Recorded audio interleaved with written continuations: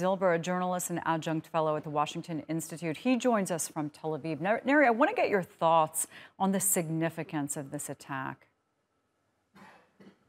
Well, Michelle, it's quite significant. As Fatih mentioned, an attack like this hasn't taken place inside Israel for quite some time, many years, by some estimates, maybe over a decade, that a coordinated attack through explosive devices primarily is quite concerning. It's quite an escalation in terms of the Israeli perspective because, as your viewers may know, there has been a escalation and a wave of terror attacks here in Israel and in the West Bank now for 8 or 9 months.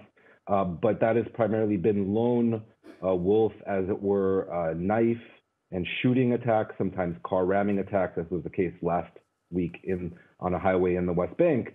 But nothing like this, which lends some credence to the idea that it's, number one, a coordinated attack, which requires several individuals, a terror network, terror cell, with some degree of sophistication to actually put together these explosive devices and actually deploy them in one general area inside Jerusalem at approximately the same time.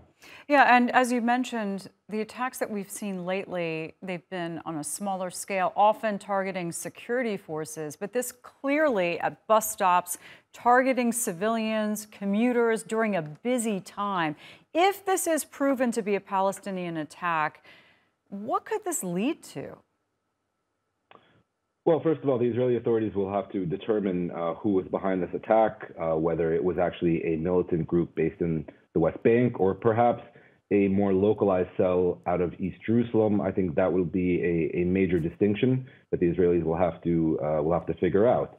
And then in terms of response, look, like I said, this is likely a more organized network, perhaps a cell or two working in tandem. So they will undoubtedly go after this network after they discern who it was.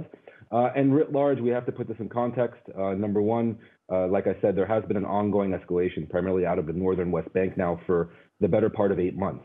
And so the IDF, the Israeli military response to that will undoubtedly ratchet up.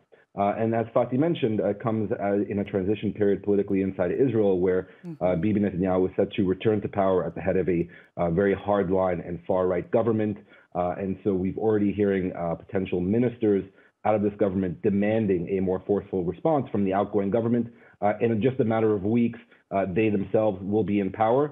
And so in the wake of this kind of attack and perhaps future attacks, the Israeli response will undoubtedly and more than likely be a lot harsher in terms of Palestinians in the West Bank and primarily inside Jerusalem as well.